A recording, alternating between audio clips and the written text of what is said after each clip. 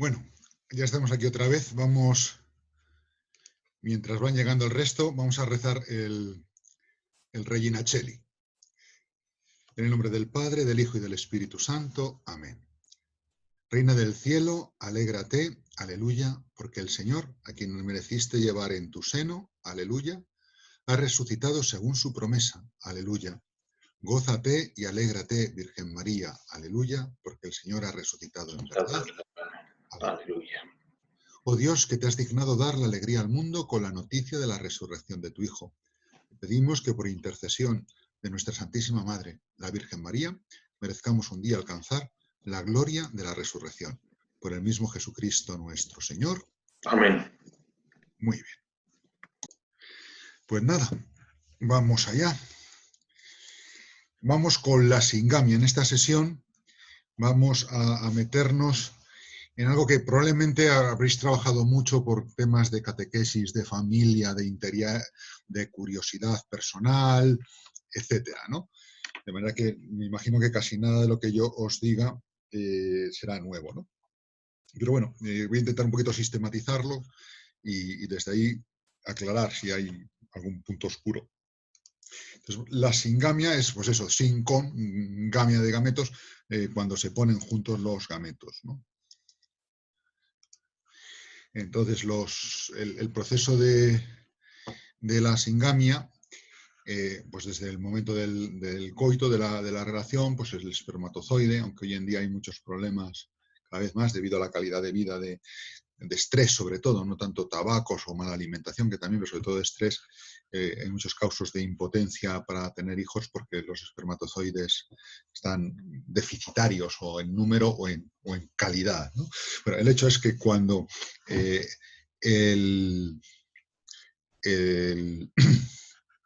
espermatozoide llega al óvulo, empieza a penetrar la pared del óvulo.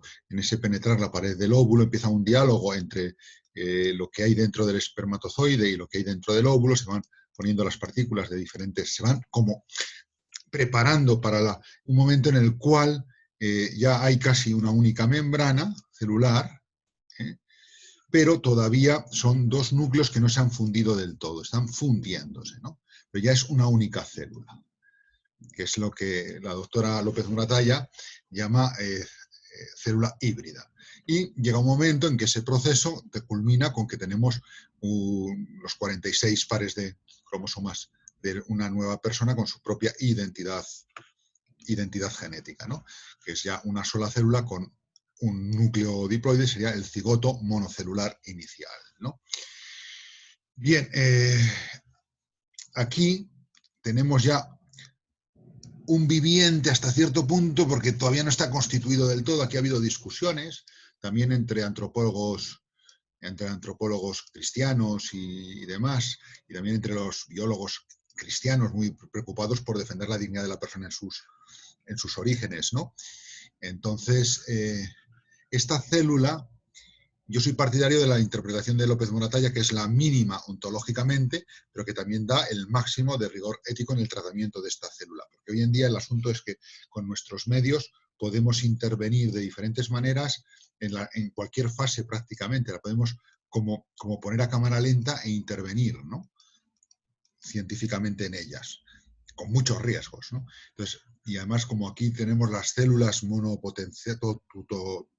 todopotenciales, ¿no? Omnipotenciales, etcétera, es muy tentador aquí manipular, así para los superlaboratorios, ¿no?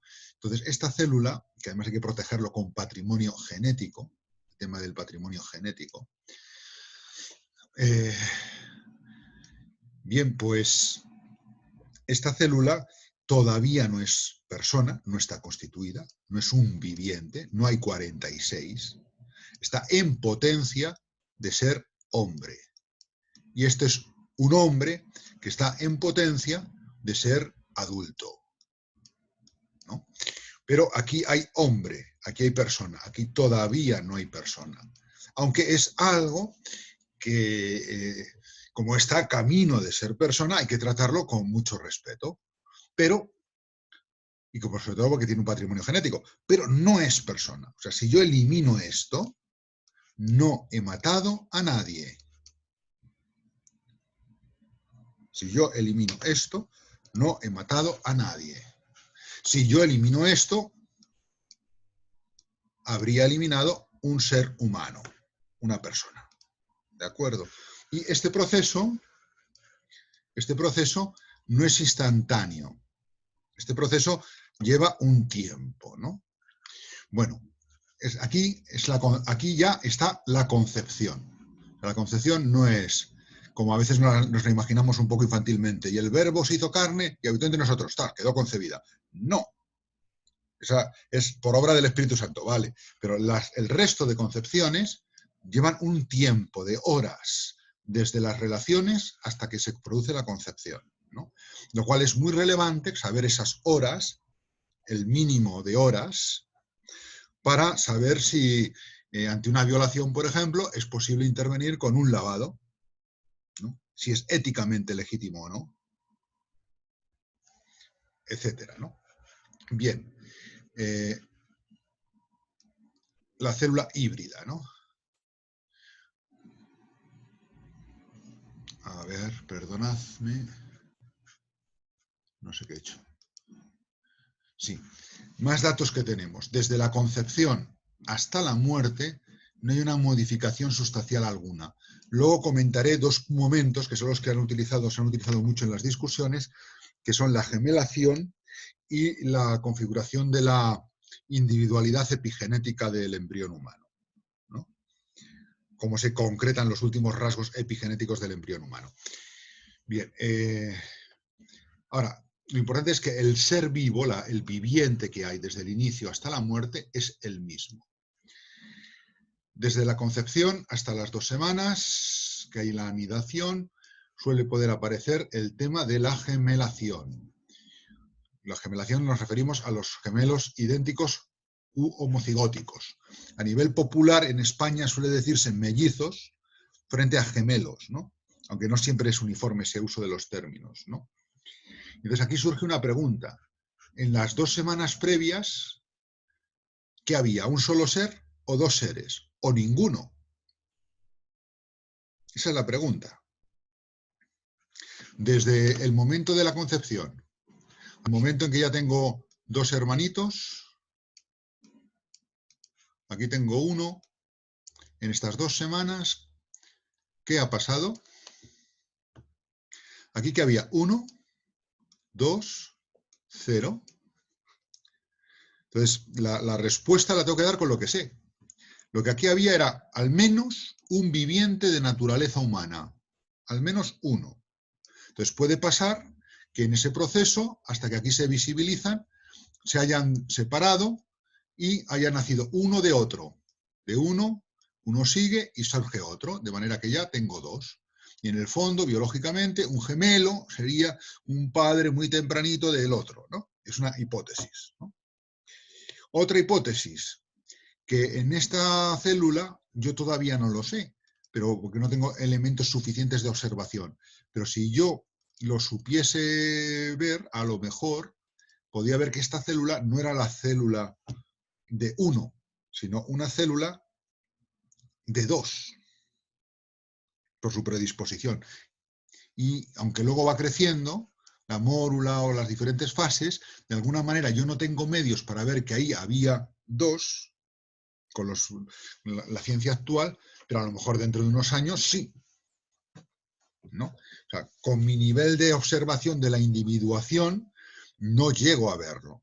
Lo que sí sé, de alguna manera, es que si yo elimino a este que hay aquí, antes de que surjan los 2, me he eliminado a los 2. Lo que sí sé es que esto es individual, al menos 1. Eso sí lo sé. No sé si son 2 todavía o si va a ser posible que de él salgan 2. Pero igual que tampoco sé. Claro, imagínate que nos ponemos aquí a razonar. Si cuando tu padre todavía no había conocido a tu madre, ¿no?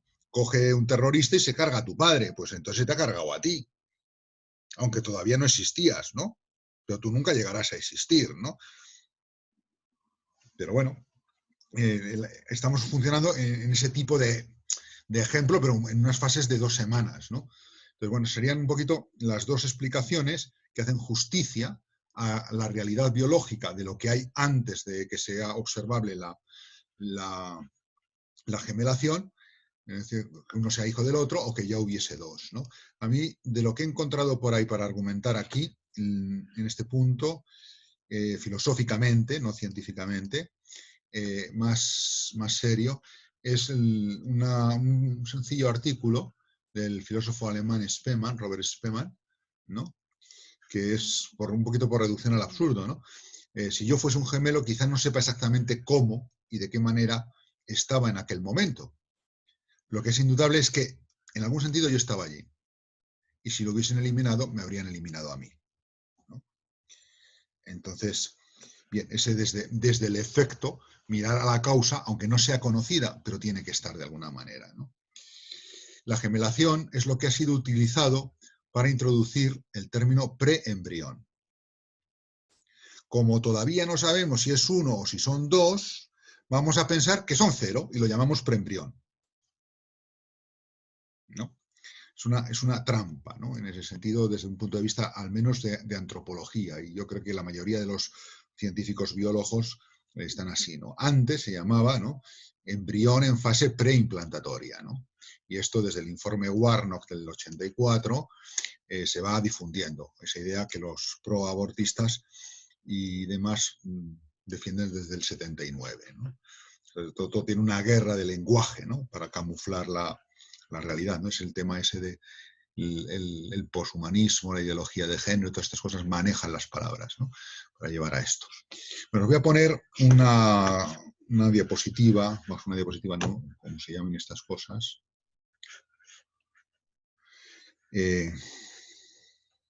A ver dónde están aquí. Bueno, a ver. Una es esta.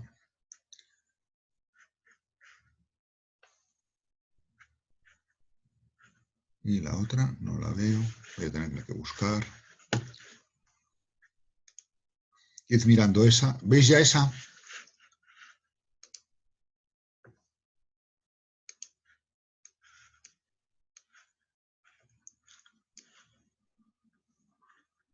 Ahora es cuando echo de menos en esta situación tener un ordenador con un i7, ¿no?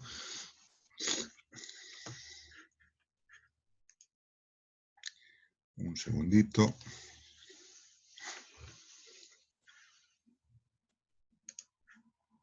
Antropología. Bueno, en esa lo que veis es como desde el momento del coito son diferentes tipos de gemelos, ¿no? Se combina el cigoto que tiene a las 12 horas, 8-12 horas, ¿no? Y cómo se van separando las células en dos, pero son todos idénticos, ¿no? Hay unos idénticos que al final viven así como en dos bolsas, cada una independiente, pero tocándose, otros que viven en dos bolsas, pero que están separadas, otros que es una bolsa, pero con una pared que los separa, otro que es una sola bolsa, luego están los siameses, que están en contacto, ¿no?, que sería una forma de gemelación no plena, y luego tenemos sin gemelación. Todos estos casos distintos de gemelos serían gemelos que proceden de un solo embrión y por lo tanto, de un espermatozoide y un óvulo, ¿no? Es decir, son monocigóticos con diferentes tipos de, pues bueno, tienen nombres muy raros, ¿no? Cigotos con a ver dónde están los nombres. Siameses y gemelos monoamnióticos, monocoriónicos, ¿no?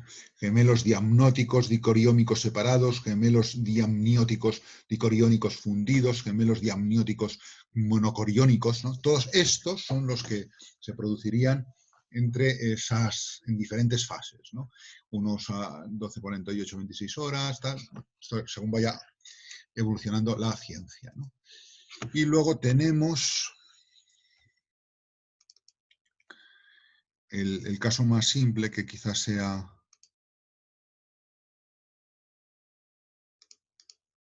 A ver, ¿dónde está? A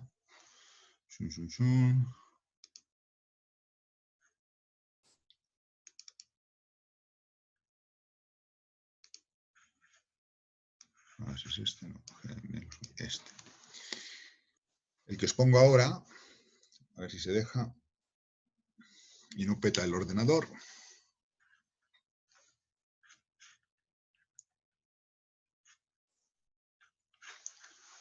Vale.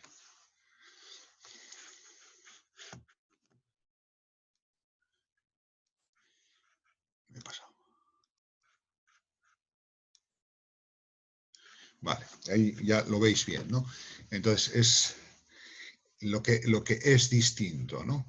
Es decir, cuando tenemos un proceso con dos óvulos y dos espermatozoides que desarrollan dos cigotos por separados, tenemos los gemelos dicigóticos, que es lo que solemos llamar en castellano los mellizos. No son idénticos, pueden ser chico-chica, ¿no? Sin embargo, los otros gemelos suelen tener siempre el mismo sexo, ¿no?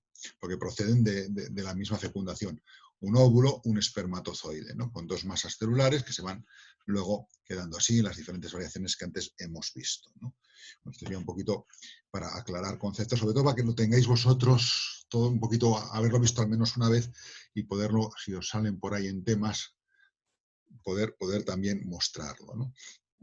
Bien, la verdad es que la generalidad sí tiene una cosa fuerte, y es que plantea la pregunta sobre el momento de la individuación. Y la persona es la sustancia individual. Si no había sustancia individual, no había persona, ¿no? Si utilizamos la noción de persona que habíamos comentado, ¿no? El asunto es que, claro, los datos biológicos me dicen que sí había sustancia individual, pero que yo no sabía todavía si eran dos, que es distinto, o cuándo empiezan las dos. Una cosa es el no saber, pero sabiendo que hay al menos uno, y otra cosa es, como no sé, pues disparo, ¿no? Oye, no, pues si no sabes, mira a ver qué hay. Si mientras no sepas lo que hay, no dispares, ¿no? Sería un poco la situación, ¿no? Bien.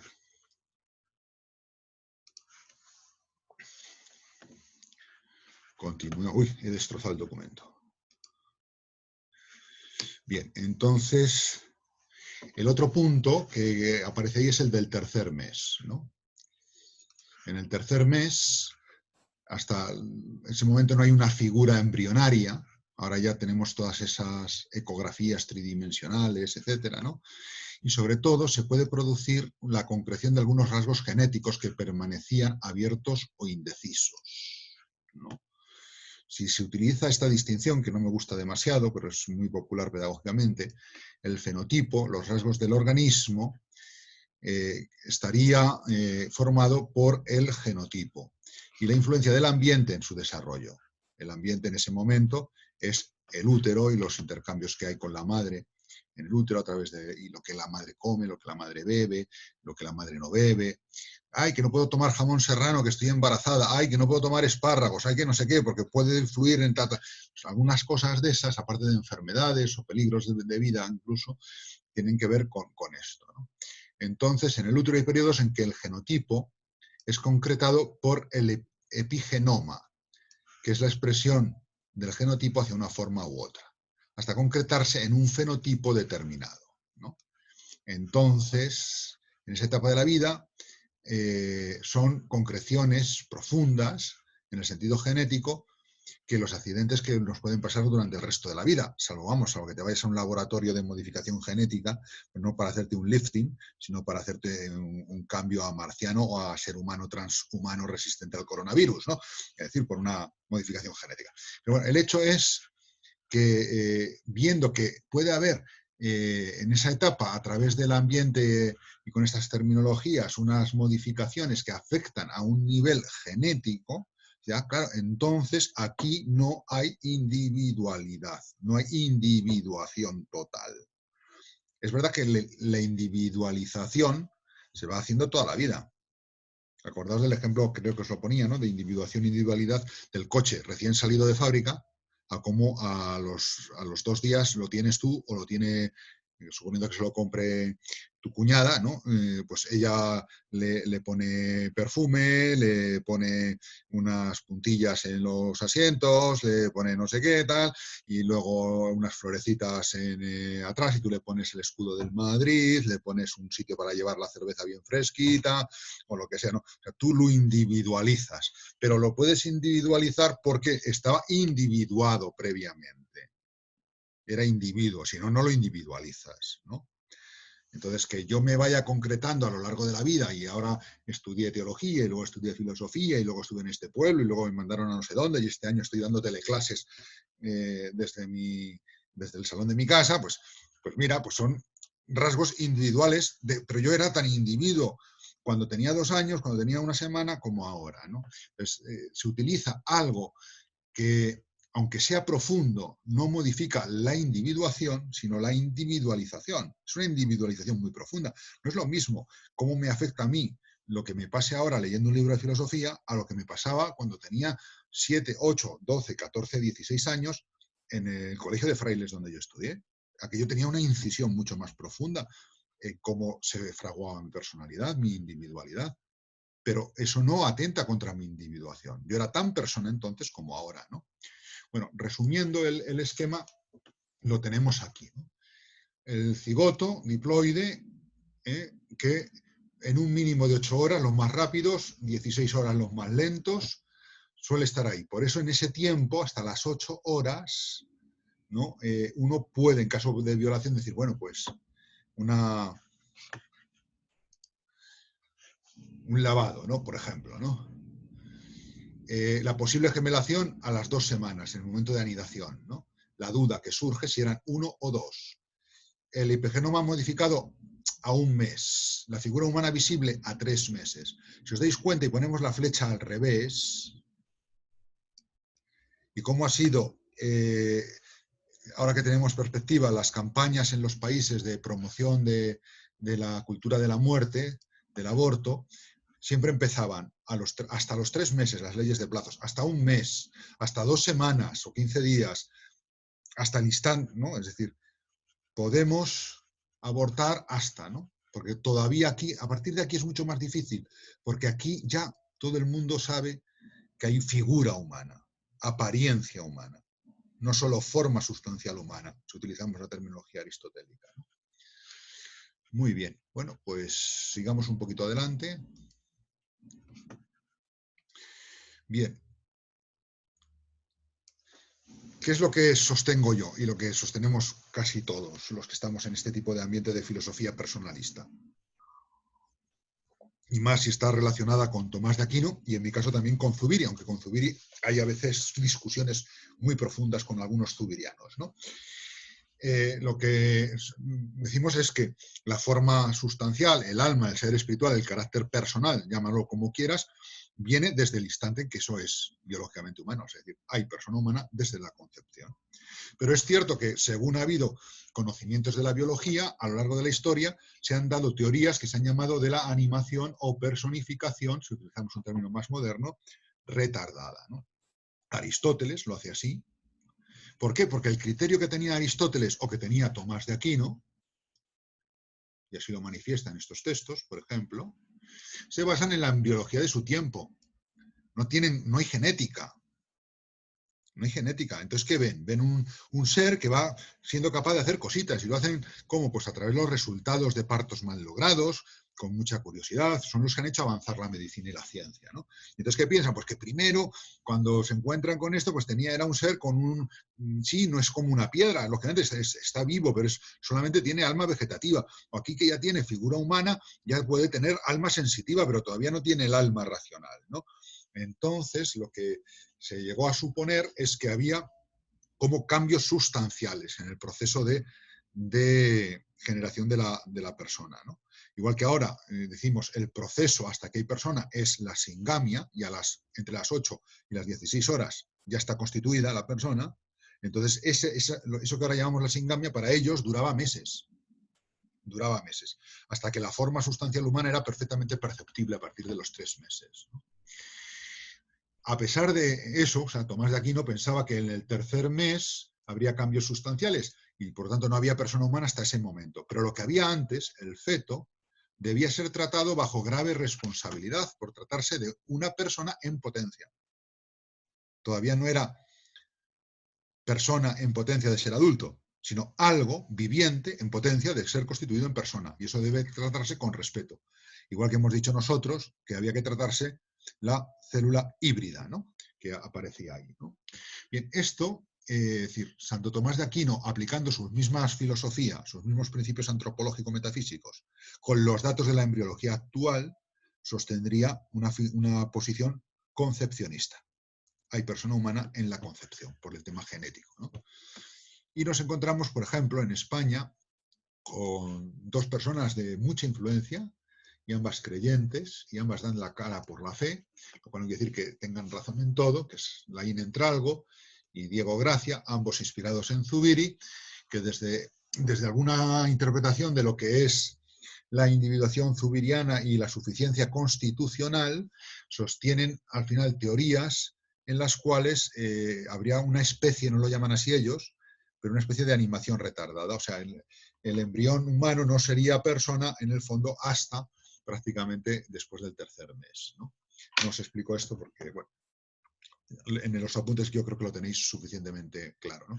Pero sepáis que es como os ha argumentado, son personas de mucho prestigio y tienen cosas buenas, pero aquí yo pienso que meten la pata, ¿no? Y que confunden también en terminología zubiriana individuación e individualización, porque piensan que, o sea, para Zubiri el momento esencial no puede darse si no hay un ser que tenga esa esencia. Es una visión fenomenológica de la esencia. Él desde fuera mira a un individuo y dentro de ese individuo como que aparta, lo despeja, hace epogé, que dicen los fenólogos, de lo que es más accidental, para ir a las notas esenciales, a los sistemas constitutivos de notas, ¿no? que tienen suficiencia constitucional, ¿no? Entonces, no hay una esencia con suficiencia constitucional si no hay todo el ser vivo. O sea, la esencia es un momento interno que el fenomenólogo descubre, un momento metafísico que el fenomenólogo descubre dentro del individuo. No es un momento al que se añaden luego las cosas individuales. Luego, si Zubiri habla de suficiencia constitucional o con su terminología hablamos de suficiencia constitucional, en el momento en que haya esencia cuiditativa, que es la genética, hay constitucional, hay individuo, ¿no? Sin embargo, ese punto Diego Gracia lo separa, ¿no? en algunos de sus escritos. Curiosamente, él, que es médico, catedrático de Historia de la Medicina emérito en la Complutense, miembro de la Real Academia de Ciencias Morales y Políticas de España, o sea, es un hombre de prestigio, está en los comités éticos que asesoraban sobre las leyes del aborto, etcétera, ¿no? Pues Diego Gracia, a la hora de pronunciarse públicamente en España sobre estos puntos, cada vez que ha habido una reforma para ampliar, primero para instaurar y luego para ampliar el aborto, sus artículos médico-éticos iban a apoyar que no había persona humana en esa fase todavía, ¿no? A los 3 meses no hay persona, a las 2 semanas no hay persona, ¿no? en ese sentido. Bueno, vale. Luego, 3 notas, ¿no? Microquimerismo, ¿no? Que es los famosos gemelos ocultos en que uno habría absorbido a otro, que ha dado mucho tema a las filosofías de ciencia ficción y que ha sido utilizado también por la ideología de género, ¿no? O sea, hay muchos más gemelos de los que parece.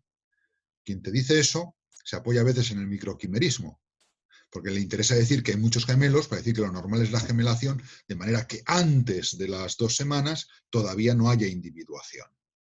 Porque una cosa es que haya uno para cada 10.000 o lo que sea, que haya gemelos a tutiplén, ¿no? Que lo que pasa es que se ha muerto uno y no ha llegado a nacer. Entonces ya te dicen, no, esto es la individuación es más tarde, no es en la concepción, ¿no?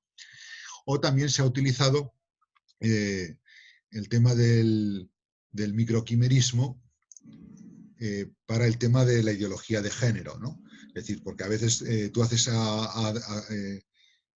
análisis de ADN a un adulto y descubres que tiene células de una chica. Da su ADN, eres chico y da chica, o tu ADN es chica y da chico, en lo que sea, ¿no? Y hay películas en que el malo resulta que es así, microquimérico, y entonces despista mucho a los polis porque no saben si es mujer o es hombre, ¿no? Bueno, ¿qué es eso del microquimerismo o falsos gemelos? Es que en la madre siempre quedan células del hijo engendrado anterior, con su propio ADN. De manera que yo no tengo células, bueno, yo sí, porque mi madre perdió un niño antes de nacer yo, ¿no? Con poquitos meses, 3 meses o así, ¿no? Pero entonces yo podría tener alguna célula en mí con el ADN de mi hermano. Podría, ¿eh? Porque hay una posibilidad de que eso se dé. Claro, mi hermana pequeña Carmen, que es la quinta, puede tener células de los 5, ¿no? Bueno, eso se puede dar, ¿no? Por ese intercambio a través de la placenta, el cordón umbilical, tal, ¿no? Este hecho, bueno, pues se explica sencillamente por eso, ¿no? No es necesario suponer ni gemelos, ni que hay estructuras, la persona que han dudado si eran hombres o mujeres genéticamente, ¿no? O sea, son de esos datos que se han manipulado. Otra cosa que es importante saber, ¿no? Es la clonación, ¿en qué consiste? ¿No? La clonación consiste en vaciar el núcleo, cuando está en el cigoto monocelular, aquí con su núcleo con 46 células, ¿no? Entonces yo cojo, me meto dentro, extraigo esto, que esto se va a reproducir a una gran velocidad, cojo lo mismo de la persona esa que tiene un problema de cáncer o lo que sea, cojo una célula de su riñón o lo que sea, y en este caso de su núcleo cojo esto, chas, y lo llevo aquí y lo meto aquí. De manera que esta célula que era de Susana, ahora esta célula era de Ana. Y con esta célula de Ana tutipotencial puedo crear tejido para que Ana tenga un riñón, tejido de riñón o tejido de piel si se ha quemado, o tejido de corazón o tejido de músculo, ¿no? O puedo, si lo dejo independiente, y si fuese posible, como es el caso de Dolly, que luego tuvo muchos cánceres, la oveja, con ovejas, puedo tener una persona clonada, ¿no? Actualmente se ha comprobado que para fines terapéuticos estas células clonadas biológicamente son peligrosas y menos eficaces. En teoría tenían una gran ventaja, son totipotenciales. De ellas puedo obtener cualquier tipo de tejido del ser humano con los debidos cultivos. Pero resulta que como son de fase muy embrionaria, resulta que se reproducen muy rápido, con lo cual tienden a provocar tumores, cánceres, ¿no? Con lo cual, en vez de arreglarle la vida al paciente, se la complico, ¿no? ¿Qué llevaba este tipo de investigación? Y por eso ha habido mucho dinero, un montón de patentes y de intereses económicos en que se pudiese hacer esto con el cigoto, que es persona. Yo para conseguir tejido elimino a un ser vivo y lo utilizo, su célula vaciada, para curar a otros, ¿no? Sin preguntarle si quiere dar su vida siquiera, ¿no? Ahí te fastidias, ¿no?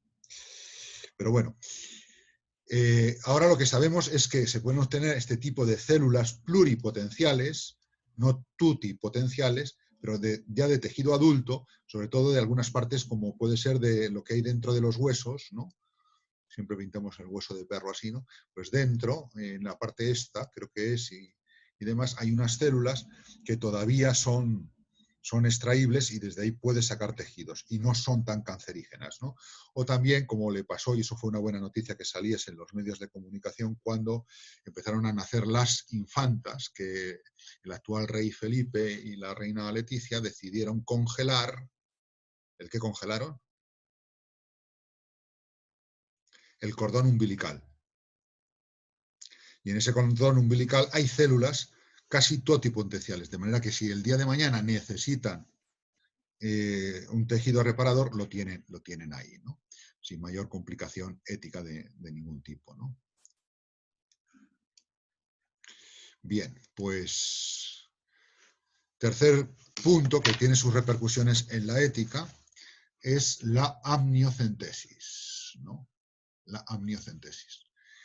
Es una técnica de diagnóstico que sirve en algunos casos con grave riesgo, y esto es muy importante para el embrión, decirnos si el embrión viene, la persona en estado embrionario tiene una deficiencia psíquica grave o algún tipo, no todo, de enfermedad grave, ¿no? Es una técnica invasiva, agresiva, que además puede dañar al embrión. Si el embrión está sano y le someto a una amniocentesis, puedo, si no estaba mal, haberlo dañado, ¿no? Y además, con una peculiaridad, lo que yo obtengo de información sobre el estado del embrión, a ese alto riesgo, no sirve para curarlo. Solo sirve para que esa mamá se vea en la presión de decir, oye, tu hijo, según la amniocentesis, que lo ha puesto en peligro de vida o muerte o de daño grave, tu hijo tiene un 80% de posibilidades, nunca el 100%, de ser síndrome de Down. No seas tonta, elimínalo, no te compliques la vida. Es una gran presión, la que se hace con eso, ¿no? Entonces, claro, la amniocentesis, si sirviese para diagnosticar algo que se puede tratar o curar desde el embrión, en esa medida haya una proporcionalidad entre el riesgo y el tratamiento, es una prueba legítima, ¿no? Igual que a un adulto, tenemos que hacer esta prueba de rayos gamma Z mixto marcianos, que es la única forma de ver si el tumor que tienes en el cerebro lo podemos extirpar y con ellos nos guiamos, pero es que si no te mueres, ¿no? Pero, si a lo mejor los rayos esto, tal, no sé qué, si tocan el corazón a lo mejor lo paras y te mueres. Bueno, mira, pues ya me intentarán reanimar, pero opérenme ustedes, ¿no? Y bueno, que sepamos un poco cómo están aquí las cosas. Muy bien, bueno, pues esto sería en cuanto al origen, desde cuándo soy persona, ¿no? Yo me inclino por una postura concepcionista, no ultra en el sentido de que la célula híbrida no la considero persona, ¿no? No la considero persona. Aunque sí tratable con unos criterios éticos fuertes, de protección fuerte. Pero bueno, la cuestión ética vendría después. Muy bien. ¿Alguna pregunta tenéis sobre el tema que llevamos visto desde cuándo se es persona? Voy a dejar de proyectar un momento.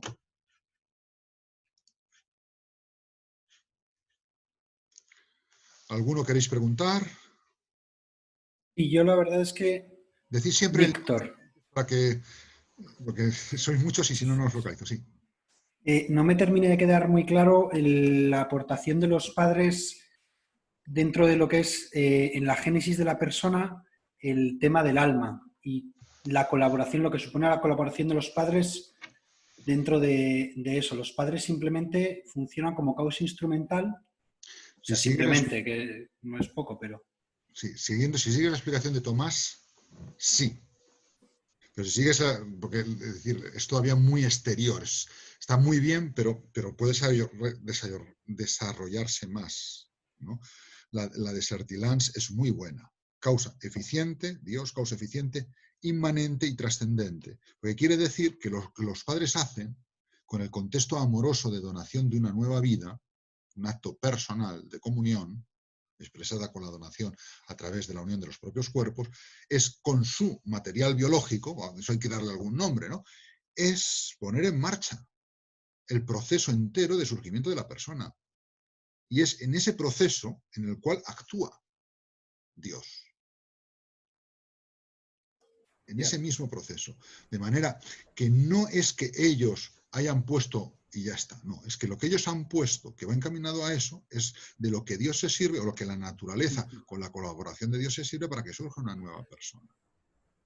De manera que su óvulo y su espermatozoide que se funden y forman el nuevo cigoto son causa de toda la persona.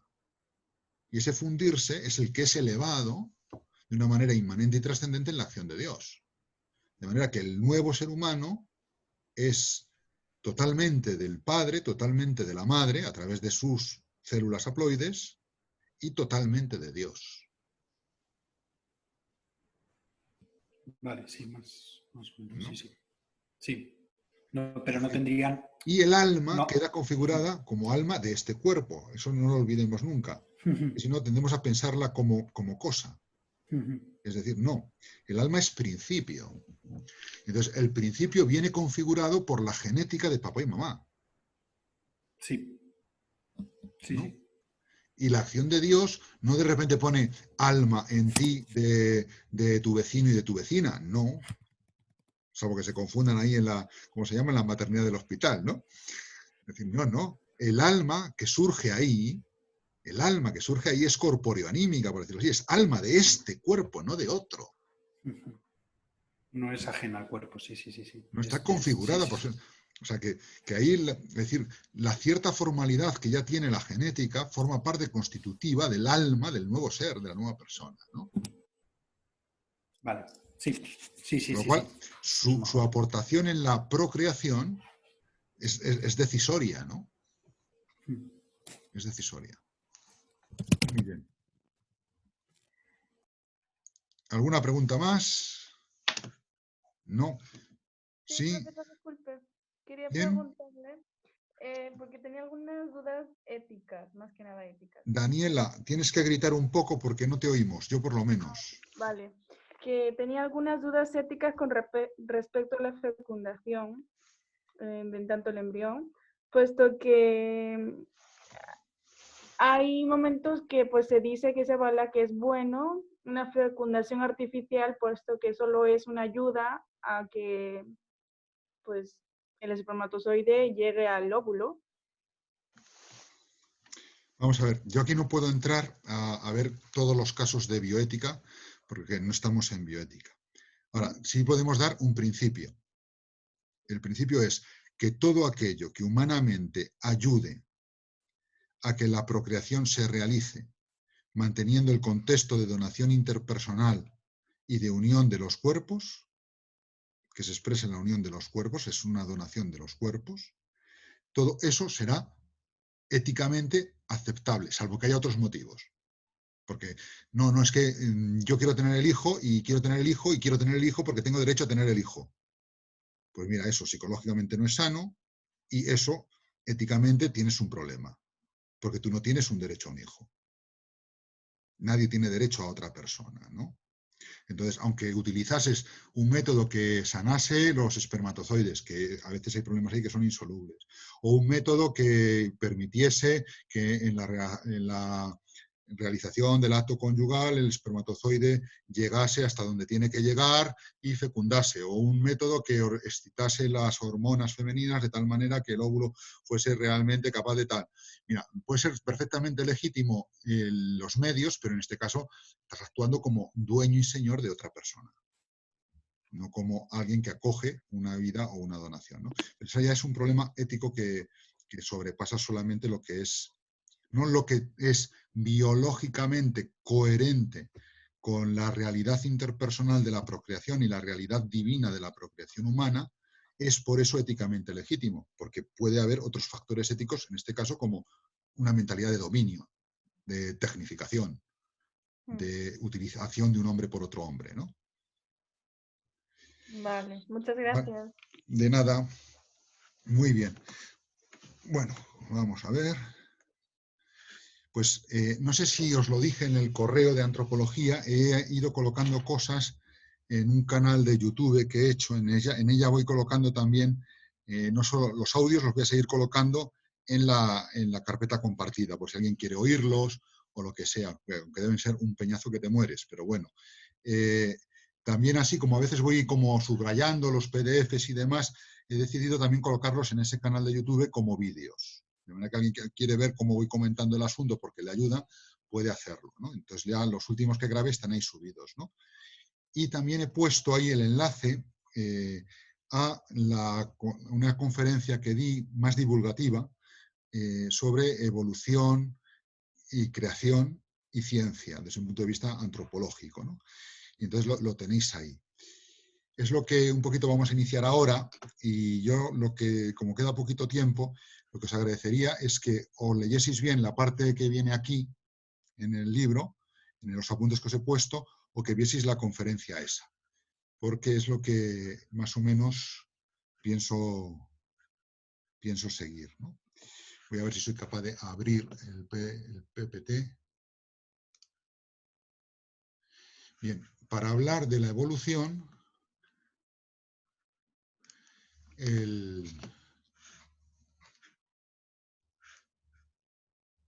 vamos a ver. Perdonadme un segundo. Recordad que el marco teórico es el mismo, al que se añade un superproblema maravilloso, que es el de los saltos evolutivos, ¿no?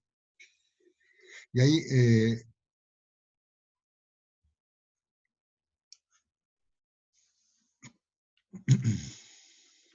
a ver, ¿dónde están? Discurso. Es que se me ha cerrado, lo tenía abierto, disculpadme.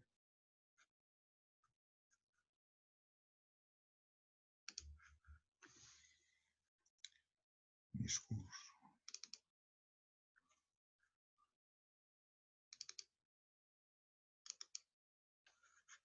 A ver, yo creo que ya está aquí. A ver si puede con él mi maquinita.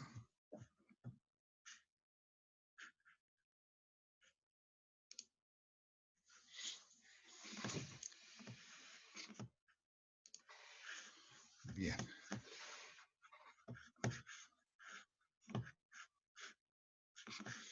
Vamos a compartir pantalla.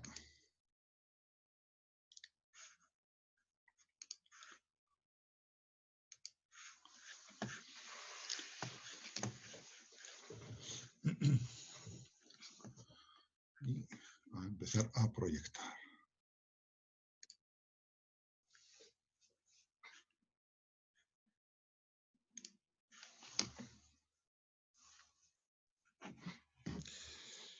Bien. Bueno, en el planteamiento, es decir, lo que vamos a decir de la evolución abarca en parte también al planteamiento del origen del hombre en su comunión con el origen del cosmos, ¿no? Ahí la explicación científica que tenemos más amplia es la del Big Bang, ¿no?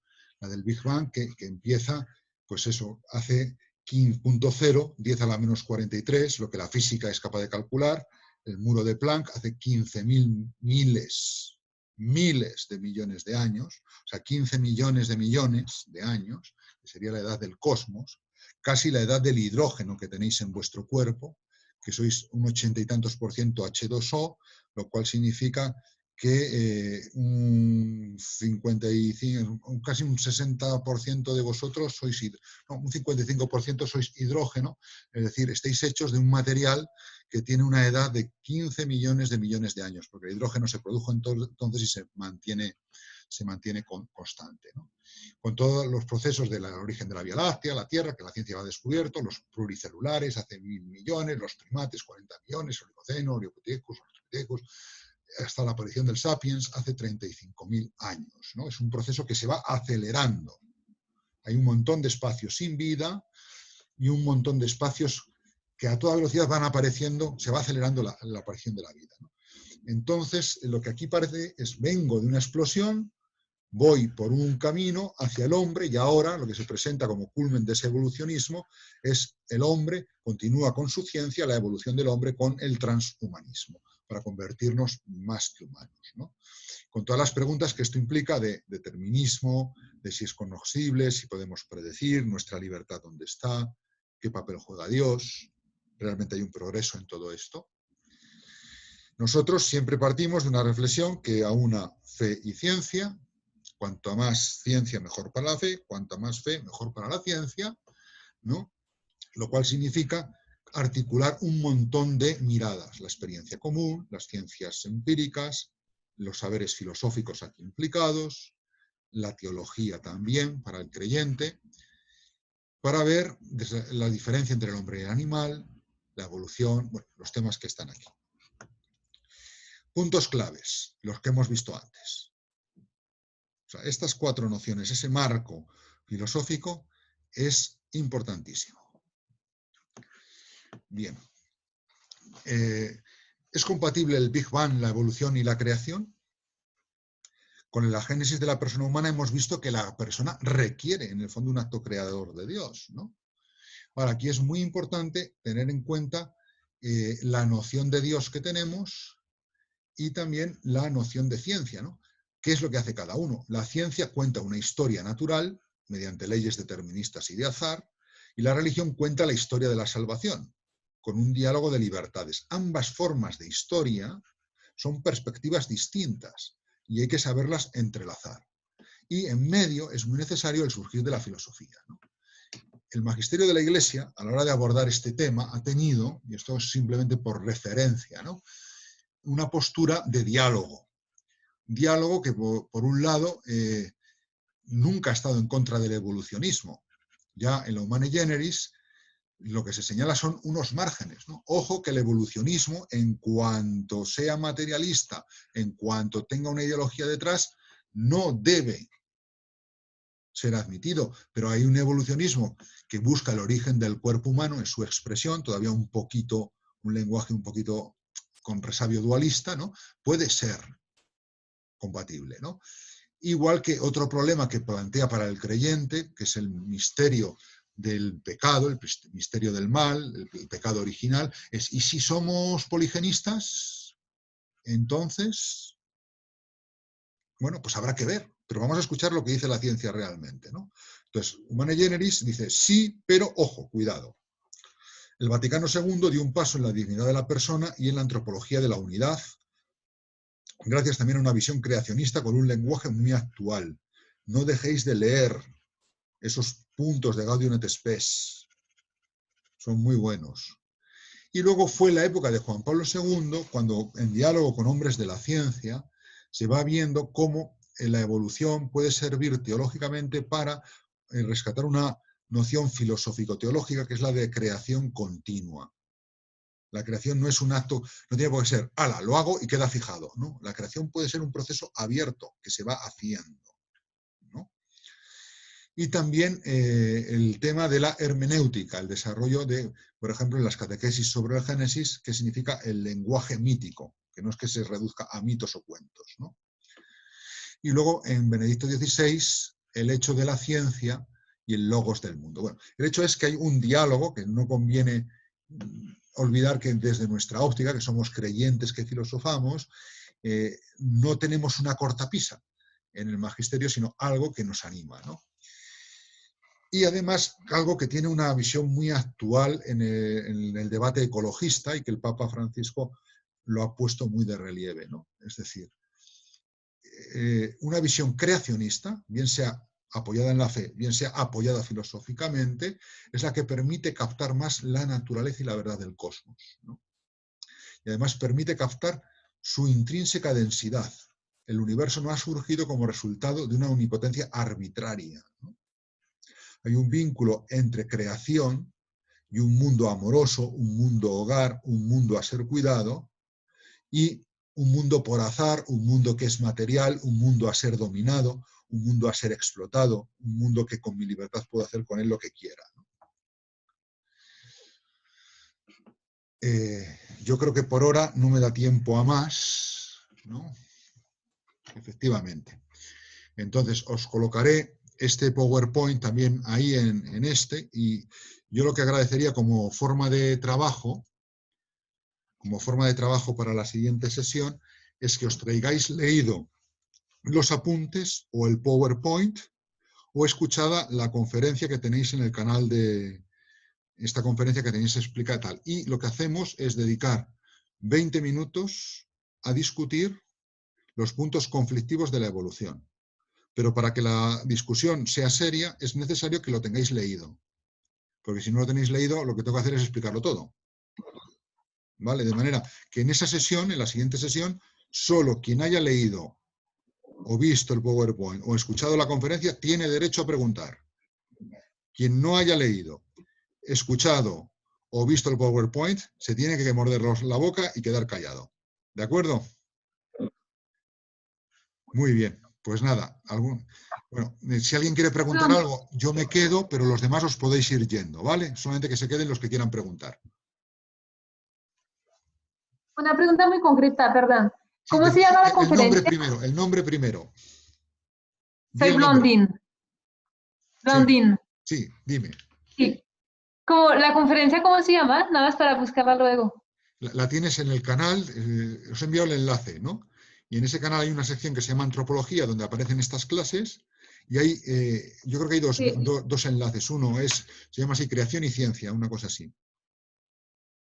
Vale, ok, gracias. ¿Okay? Si no la encuentras, pues no sé qué decirte, porque si me escribes un mail, los tengo atascados todavía, que me lo diga el delegado, por un WhatsApp, porque el delegado tiene mi WhatsApp, y a él se lo envío el enlace. ¿Vale? Venga. Ok, gracias. De nada, Blandín, que vaya bien. Gracias. José, una pregunta, soy Gonzalo. Sí. ¿La presentación dónde la va a colgar en Logos? ¿Perdón? La presentación esta que acaba de enseñar, ¿la va a colgar en Logos? En Logos no, porque si la cuelgo en Logos la tengo que colgar 3 veces. Ah, vale. Entonces la cuelgo en la carpeta compartida que tenéis de antropología. Vale, perfecto. Una que sale Tajamar, que es quien me ha prestado espacio. Ah, vale. La tenéis vale. esa, ¿no? Creo que sí. Vale. ¿Alguna pregunta más? Inmaculada, si quieres preguntar no se te oye, tienes que activar el micro. Espera que te lo admito. ¿Qué activo? Ya está, ya te lo he activado yo. Ah, me pongo nerviosa.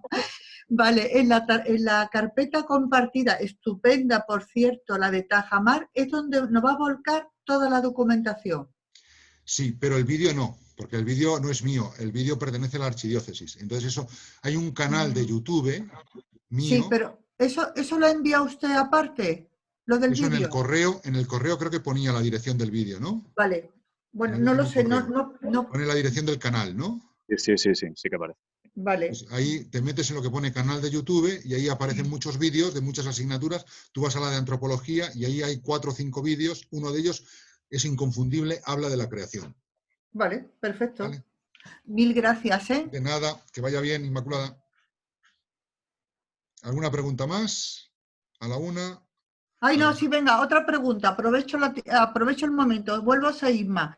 En la evaluación que nos ha enviado, ha dicho que tenemos 2 trabajos para eliminar la primera parte. El primer trabajo, el que presentamos en abril, sobre libertad, todo esto, ¿no?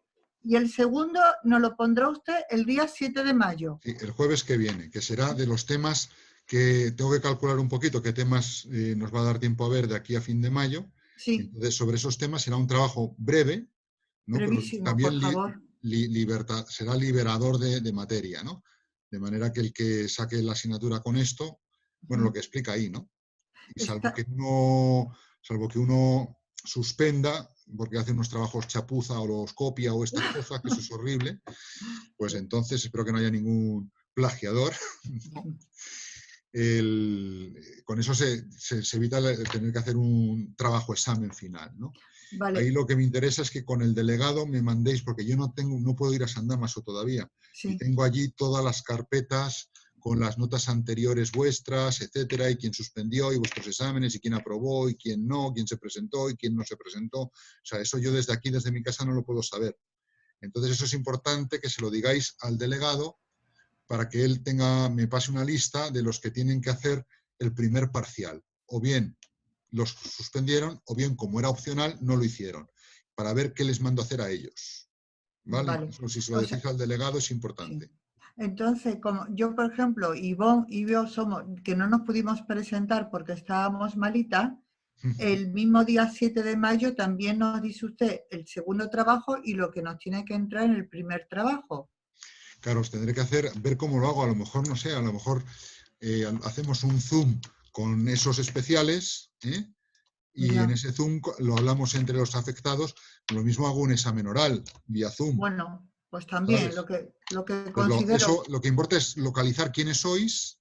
Sí. Y con la lista convocamos una reunión Zoom, por ejemplo, y ahí lo discutimos en 5 minutos. Me parece bien, lo que considere. Muchas gracias, don José. Venga, muy bien. Pues nada, ¿alguna pregunta, Cristina? Jacob Yu, ¿alguna pregunta? No, pues nada, que vaya muy bien. Me alegro de haberos visto. Buen puente, no os vayáis muy lejos, ¿eh?